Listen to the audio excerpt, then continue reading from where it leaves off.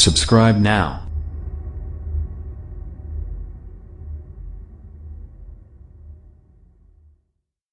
The Nintendo Switch isn't the only console that's a popular target for hackers and homebrew enthusiasts.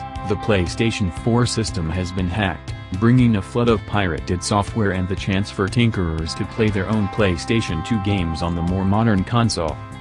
According to Eurogamer, the exploit in the console's software was discovered earlier this month, but it's limited to consoles running System Software 4.05. Given that most people automatically update their consoles and we're now on System Software 5.05, it's safe to say there are very few PlayStation 4 consoles out there right now that will be able to actually take advantage of the exploit. However, that hasn't stopped the sudden flurry of activity in the hacking community. Not long after the release of the exploit, we're seeing Linux support and the creation of a homebrew enabler called PS4 Hen.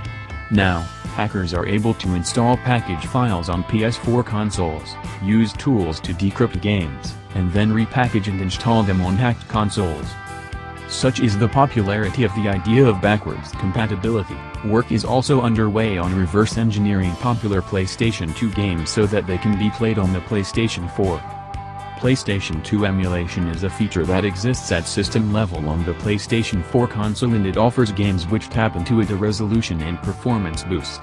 It's not been possible until now, however, for users to emulate all of their PlayStation 2 games. Instead, they've had to rely on the very limited number of titles on the PlayStation Store. With this hack, though, there are now tools which allow users to place their own ISO files into a package which can be installed and operated on exploited consoles. Not every game will operate perfectly using this method, however. But given the clamor for backwards compatibility from PlayStation 4 owners, it's unsurprising that it's being thoroughly tested. This and the access to pirated software is, of course, moot for the vast majority of users who are running the latest system software which cannot be exploited with the same method. It's worth bearing in mind that there are inherent risks and downsides when it comes to hacks such as these. Running such old system software will mean that you'll be unable to run more recent releases which have been mastered for later firmware updates. Exploiting consoles will naturally void their warranty, and, of course, there's the damage that piracy can do to the games industry and the people that work in it.